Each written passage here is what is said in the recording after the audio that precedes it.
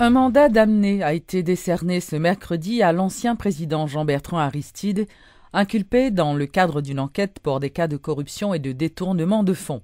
Mais il ne s'est pas présenté au cabinet du juge Lamar Bélisaire et d'après les propos de l'un des avocats du leader du parti Famille Lavalas, Mario Joseph, M. Aristide n'a pas reçu le mandat. C'est donc la raison de son absence au cabinet d'instruction ce mercredi. C'est une information démentie par l'huissier de justice chargé d'acheminer le mandat. Ce dernier affirme avoir remis le document à l'un des employés présents à la résidence de Tabar. Mensonge, demi-vérité ou vérité tout court, l'ancien président Jean-Bertrand Aristide n'avait reçu aucun mandat l'invitant à comparaître devant le juge d'instruction, a affirmé son avocat, maître Mario Joseph. Voilà ce qui explique l'absence de l'homme fort de Famille Lavalas au cabinet d'instruction ce mercredi. Tandis que toutes les dispositions avaient été prises, notamment d'un point de vue sécuritaire, en vue d'auditionner M. Aristide, c'est l'avocat de ce dernier qui est venu remettre une lettre au juge instructeur. Correspondance dans laquelle il est écrit, noir sur blanc, que c'est par voie de presse que le concerné et ses avocats ont eu vent qu'un mandat avait été décerné contre le leader à vie de Famille Lavalas. Questionné à sa sortie du cabinet du magistrat, maître Mario Joseph s'est montré virulent à l'encontre de maître Lamar Bélisaire. Il accuse d'être à la solde du pouvoir en place. Le journaliste Guilher Sedelva, qui le premier avait dévoilé que Jean-Bertrand Aristide figurait sur une liste de personnes accusées de trafic de drogue, concussion et de forfaiture entre autres, a été la cible de maître Mario Joseph.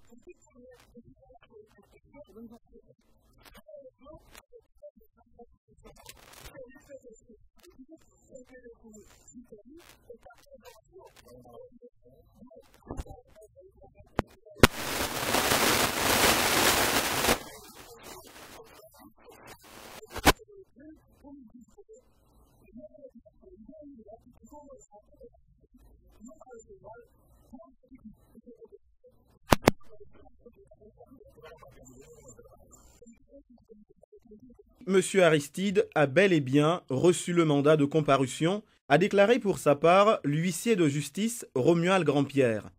Certes, ce dernier ne l'a pas remis en main propre aux concernés parce que des gardiens lui ont refusé l'accès à la résidence.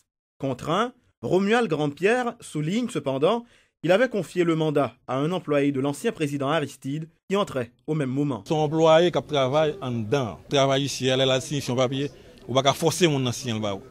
C'est ça que fait toujours mettre qui a reçu ma copie et viser mon original et n'a pas visé mon original pour ne le vouloir, pour ne le savoir ou du moins quelconque.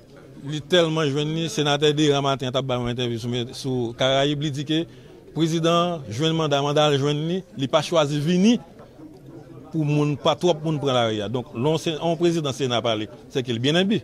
Notons que le mandat d'amener est l'ordre donné par un juge d'instruction à tout dépositaire de la force publique de conduire telle personne devant lui.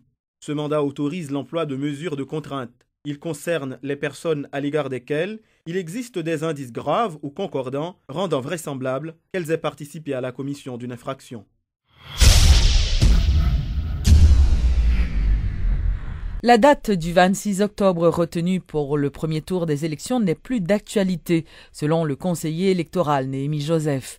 Le représentant du Parlement au Conseil électoral pense qu'il est toutefois possible d'organiser le scrutin vers fin décembre si le Conseil dispose du cadre légal avant la fin du mois d'août. À partir du constat que le premier tour ne peut pas être réalisé le 26 octobre pour, premièrement, la raison que le cadre légal, la loi n'est pas amendée. La seconde raison, les préalables qui conditionnaient la réalisation de ce premier tour, les préalables ne sont pas non plus réalisés. En termes de préalables, nous entendons la réouverture des becs et des beds et payer les arriérés également aux propriétaires de ces locaux, réaménager ces locaux, les équiper en matériel et en mobilier. Donc nous avons constaté absence de cadre légal, mise en place non effective. Okay. Donc, quand je dis le cadre légal, la dernière loi en vigueur imposait à la machine électorale de réaliser les élections pour le renouvellement exclusif d'un tiers du Sénat, des municipales et locales. Suivant l'accord d'El Rancho et la réalité actuelle, il est question pour le CEP, également à partir de l'arrêté du 6 mai 2014 créant le CEP, Le mandat du CEP consiste à réaliser des élections pour le renouvellement de 2/3 du Sénat, le renouvellement de la Chambre des députés dans son entièreté et les municipales et locales. Aujourd'hui, nous n'avons pas un texte légal voté par le Parlement en place, habilitant le Conseil électoral provisoire actuel à réaliser ces élections-là. Comme la loi n'est pas encore amendée, donc nous avons estimé que nous n'avons pas un cadre légal actualisé qui tient compte de la réalité actuelle des postes à pouvoir. Donc cela nous empêche d'avancer. Moi, je suis du côté de ces gens qui souhaitent que les élections se réalisent. Et j'encourage tous les secteurs de la vie nationale à se donner la main pour que le CEP soit doté d'un cadre légal actualisé à même de nous permettre de réaliser, nous, les membres du CEP, des élections, au moins le premier tour, avant la fin de cette année. Clôture ce mercredi de la 6e réunion interaméricaine des ministres et hauts fonctionnaires chargés de la culture. Et pendant 2 jours, les différentes délégations se sont mis d'accord pour mettre en commun les différentes ressources et talents des pays présents afin de parvenir au développement de l'industrie culturelle et créer de la richesse dans la région. Je parle avec un pile de délégués et ils ont exprimé un sentiment de contentement, un sentiment de surprise à ça que la qualité à cœur et tout le progrès qu'a fait dans le secteur. Et c'est pour ça que nous sommes tenus à investir dans le site historique. Par exemple, nous, dans la reconstruction pays, nous avons un palais 365 portes là, qui lui-même a rebâti. Nous voyons que nous souhaitons investir plus que 1 million, 40 millions de gouttes, 45 millions de gouttes, $1 million dans le palais sans souci. Nous voyons que nous rénovons Citadelle là. Le ministre de la Culture a fait un travail phénoménal pour capable continuer à restaurer différents sites. Et nous allons continuer dans ce sens. Donc là, c'est une opportunité pour que, pour nous jouer un rôle innovateur dans l'intégration culture haïtienne et que la culture haïtienne prenne place, une place que le mérite dans la région et dans le reste du monde. Donc ça, c'était une opportunité pour nous arriver là. Et je voulais féliciter vraiment la presse là, que nous aidé à passer ce message là, à retransmettre belle image ça. Et que je voulais saluer tout pays qui l'a, nous avons tout pays qui l'a pour support et solidarité qu'ils ont exprimé envers Haïti pour faire et assembler ça ici. Son gros palier pour Haïti, ce n'est pas un gros pas seulement lié pour Laurent Lamotte, pour Michel Martelly, son groupe allié pour chaque grain haïtien que nous avons assemblé ça. Et là, autour de la capitale, il y a le cap passer message là, il y a le cap parler de la culture haïtienne. Les sénateurs mexicains ont approuvé définitivement la réforme contestée du secteur de l'énergie qui ouvre la voie à une privatisation des ressources énergétiques du pays. Le texte va permettre à d'autres entreprises, aussi bien mexicaines qu'étrangères, d'investir dans les secteurs de la prospection et de la distribution des ressources énergétiques dans ce pays. La production de pétrole au Mexique a fortement chuté depuis 2004, passant de 3,4 millions de barils par jour à 2,47 millions actuellement.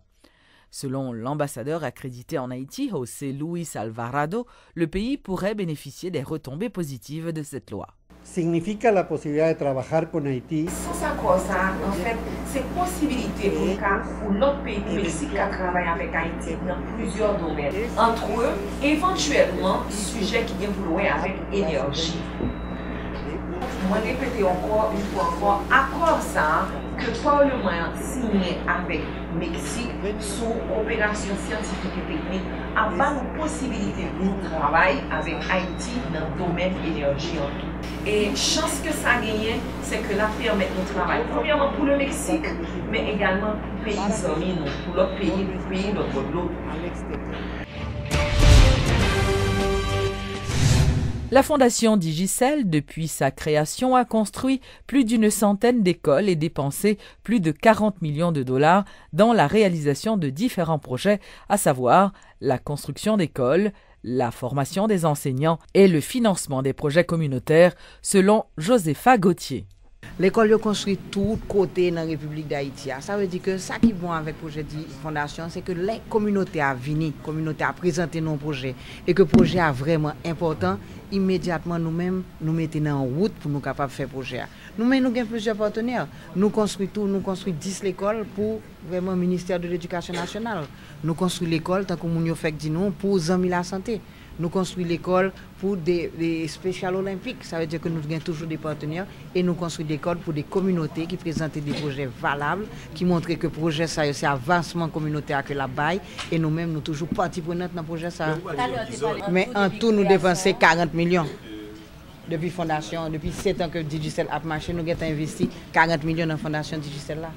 Et je suis capable de dire que, mes côtés de l'école, nous avons de l'école, par exemple, nous avons l'école Mon Bouton Léogane, nous avons l'école Terrier Rouge, nous avons l'école Los Palis, nous avons l'école Nan Sodo, 150e école là, Libral Sodo, nous avons inauguré le Sodo, nous avons l'école Port Salut, nous avons l'école Jérémy. Je suis très content de ça que nous faisons parce que nous connaissons que pour une fondation réaliser vraiment 130 écoles en 7 ans, ça sont très belles bagailles. Parce que première année, nous avons fait 20 écoles et chaque fois, nous avons toujours doublé. Le tremblement de terre là, nous faisons de l'école en conteneur et nous avons changé l'école en conteneur, nous venons faire de l'école vraiment en dur.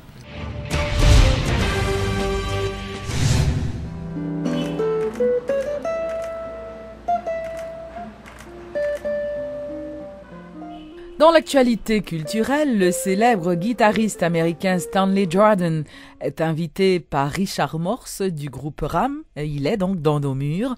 Il a animé un atelier de musique ce mercredi à l'hôtel Olofsson. Le guitariste tient à partager ses expériences avec d'autres amoureux de la musique et ce sera l'occasion pour certains de découvrir la fameuse technique dont Jordan est passé maître, le tapping. L'aventure avec Stanley Jordan se prolongera jeudi soir à l'hôtel Olofsson pour le party en prélude au long congé de l'Assomption. Le groupe RAM recevra pour l'occasion le groupe Racine Mapou et les DJ Jean Loup et Gardy Giraud.